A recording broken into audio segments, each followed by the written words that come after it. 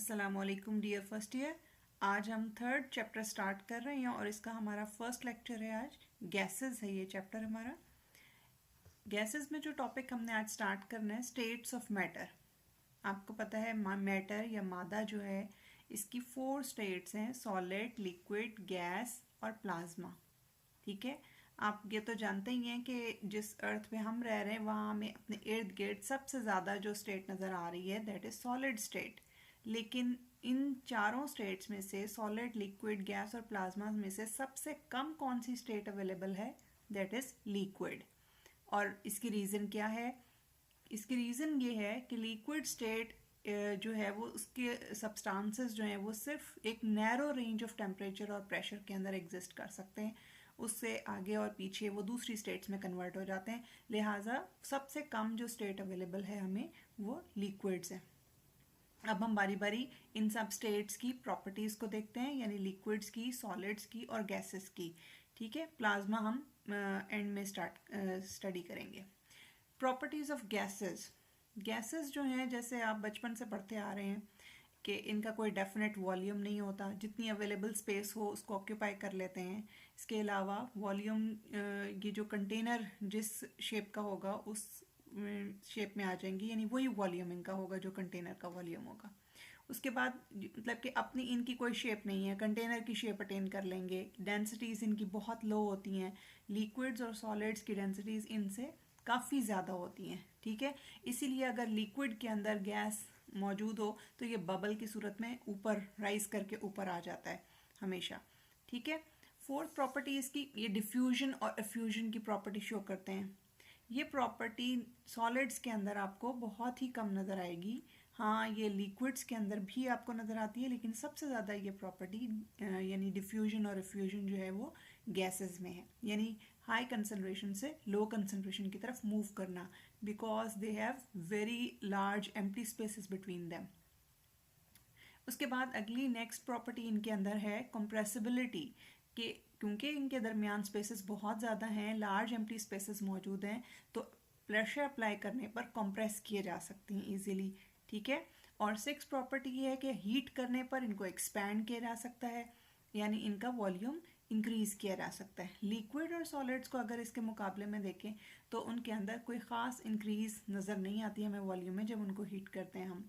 Seventh property अगर आप देखें तो ये इन जाउल थॉमसन इफेक्ट है। जाउल थॉमसन इफेक्ट क्या है कि जब इन गैसेस को हम सडनली एक्सपैंड करते हैं तो कूलिंग इफेक्ट आता है। ठीक है, यही जो एप्लीकेशन इसकी नज़र आएगी हमें जब हम गैसेस को, ख़ास तौर पे नोबल गैसेस को सेपरेट कर रहे होते हैं, फ्रैक्शनल डिस्टिलेशन के बाद एक दूसरे मिक्सचर के अंदर से सेपरेट कर रहे होते हैं, तो वहाँ हम यूज़ करते हैं। इसके अलावा हाउस होल्ड पर्पसेस में हमारे पास जगह जगह फ्रिज में, एसी में, ये सब जगहों पे ये यूज़ हो रहा होता है। अच्छा, उसके बाद इसकी एट्थ प्रॉपर्टी है गैस के मॉलिक्यूल्स जो हैं, क्योंकि उनके दरमियान एम्प्टी स्पेसेस हैं तो वो रैंडम मोशन शो करते हैं, constant state of random motion show करते हैं। और इसकी वजह से जब ये कोलाइड करते हैं वॉल्स के साथ, कंटेनर की वॉल्स के साथ और आपस में एक दूसरे के साथ, तो उससे प्रेशर क्रिएट होता है।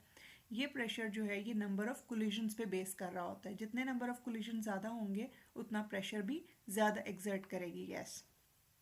और इसके अंदर जो मेल्टिंग पॉइंट, बॉइलिंग पॉइंट्स हैं, वो आपको बताया है कि बहुत लो होते हैं, और उसकी रीज़न क्या है कि इंटरमोलिकुलर फोर्सेस बहुत वीक हैं इनके दरमियान। ठीक है, तो लिक्विड्स की प्रॉपर्टीज़ अब देख लेते हैं। लिक्विड्स के अंदर मतलब कि उनके पास कोई डेफिनेट शेप नहीं होती, ना ही डेफिनेट वॉल्यूम होता है। वो सॉलिड्स की तरह, जिस तरह सॉलिड्स की अपनी एक डेफिनेट शेप होती है, ये इनकी कोई डेफिनेट शेप नहीं होती, बल्कि जो कंटेनर की शेप होगी उसको उसी शेप को अटेन कर लेंगे। लाइक वाटर है, आप ग्लास में डालेंगे तो ग्लास की शेप में आ जाएगा, और अगर आप उसको प्लेट में डालेंगे तो प्लेट की शेप में आ जाएगा। ठीक है, अच्छा, उसके बाद इसकी जो नेक्स्ट प्रॉपर्टी है दैट इज़ कि कांस्टेंट स्टेट ऑफ मोशन में होते हैं लिक्विड्स के मॉलिक्यूल्स भी, लेकिन गैसेस से कुछ स्लो होता है इनका मोशन। और क्योंकि इनका डेफिनेट वॉल्यूम मौजूद है, गैसेस का डेफिनेट वॉल्यूम भी नहीं था, तो इनके अंदर वो मोशन की जो स्पीड है, रेट है ऑफ मोशन है, वो भी कम होगा।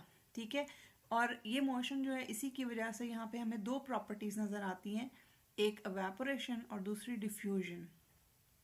ठीक है। एवेपोरेशन का मतलब इनका वेपर्स में कन्वर्ट होना, यानी लिक्विड से गैस फेज में चले जाना। और डिफ्यूजन ने जिस तरह आपको पहले बताया कि हाई कंसंट्रेशन से लो कंसंट्रेशन की तरफ मूव करना। नेक्स्ट प्रॉपर्टी हम देखते हैं, दैट इज डेंसिटी। डेंसिटी जो है इनकी गैसेस से ज़्यादा होगी लेकिन सॉलिड के करीब करीब होगी, यानी उनसे थोड़ी सी कम होगी। अच्छा, उसके बाद क्योंकि इनके मॉलिक्यूलर स्पेसेस जो हैं वो ज़्यादा हैं, ठीक है, लेकिन सॉलिड्स के निस्बत जो हैं मतलब कि गैस के निस्बत ज़्यादा हैं लेकिन सॉलिड्स की निस्बत कम है। अच्छा, अब इसके अंदर इनके मेल्टिंग पॉइंट और बॉइलिंग पॉइंट अगर देखे जाएं तो इनके गैसेस से इनके melting point boiling point higher होंगे लेकिन सॉलिड से लोअर होंगे। और इसकी रीज़न क्या है? उसकी रीज़न इंटरमीडिएट इंटरमॉलिक्यूलर फोर्सेस, क्योंकि गैसेस के अंदर आपने देखा बहुत वीक हैं इंटरमॉलिक्यूलर फोर्सेस, इसी तरह सॉलिड्स में बहुत ज़्यादा होंगी इंटरमॉलिक्यूलर फोर्सेस, तो इनकी इंटरमीडिएट यानी दरमियाने दर्जे की, ठीक है। तो इनकी स्ट्रेंथ के ऊपर डिपेंड कर रहा होता है मेल्टिंग पॉइंट और बॉइलिंग पॉइंट। अच्छा, उसके बाद लास्ट इनकी प्रॉपर्टी, इनके अंदर जो काइनेटिक एनर्जी होती है वो इनकी मोशन की वजह से होती है। अगर हम ये काइनेटिक एनर्जी कम कर दें किसी भी तरीके से तो क्या होगा? कूलिंग इफेक्ट आएगा और ये सॉलिड्स में कन्वर्ट हो जाएंगे, ठीक है। तो मॉलिक्यूल्स जो होते हैं लिक्विड के, ये भी कोलाइड करते हैं आपस में, और जब ये कोलाइड कर रहे होते हैं तो ये अपनी एनर्जी को भी एक्सचेंज करते हैं, लेकिन सॉलिड्स जो हैं वो ऐसा नहीं कर सकते। सॉलिड्स जो हैं उनकी प्रॉपर्टीज़ में तब के सबसे पहले तो हमारे जहन में यही आएगा कि कॉम्पैक्ट नेचर है उनकी, यानी कि टाइटली पैक्ड हैं, very close to each other हैं, उनके दरमियान वो स्पेसेस नहीं है जिस तरह की हमने गैस में देखी। बहुत ज़्यादा स्पेसेस थी, लिक्विड के अंदर भी कुछ स्पेसेस थी जिसकी वजह से उसमें बहुत सारी प्रॉपर्टीज़ हमें नज़र आई, डिफ्यूजन वगैरह। तो यहाँ पे हमें ना डिफ्यूजन नज़र आएगी ना कंप्रेसिबिलिटी नज़र आएगी। तो ये यहाँ पर यही रीज़न है नॉन कंप्रेसिबिलिटी की और नॉन डिफ्यूजन की, कि इनके दरमियान स्पेसेस नहीं है, ये टाइटली पैक्ड होते हैं, ठीक है। दूसरा, इनके मेल्टिंग पॉइंट बॉइलिंग पॉइंट बहुत हाई हैं उनकी निस्बत गैसेस और लिक्विड्स की निस्बत, because they have strong attractive forces between them, ठीक है। और उसी की वजह से, स्ट्रॉन्ग अट्रैक्टिव फोर्सेस की वजह से ही ये इनकी डेफिनेट शेप है और डेफिनेट वॉल्यूम है, ठीक है। अब इनके अंदर क्योंकि स्पेसेस नहीं है तो इनके अंदर हमें वो काइनेटिक एनर्जी उस तरह की मोशन नज़र नहीं आएगा जिस तरह से गैसेस में या लिक्विड्स में नज़र आया। तो इनके अंदर जो मोशन होता है वो सिर्फ और सिर्फ वाइब्रेशनल मोशन नज़र आता है, ठीक है। तो आज हमने ये प्रॉपर्टीज़ पढ़ी हैं लिक्विड्स की, सॉलिड्स की और गैसेस की। आई होप सो कुछ नया नहीं लगा होगा आपको, बहुत सारी बातें वही आपने जो जूनियर क्लासेस में आप पढ़ते आए हैं, रेपिटेशन है, इसको आप रीड कर लें, तैयार कर लें। नेक्स्ट लेक्चर में मिलेंगे इंशाल्लाह। अल्लाह हाफिज़।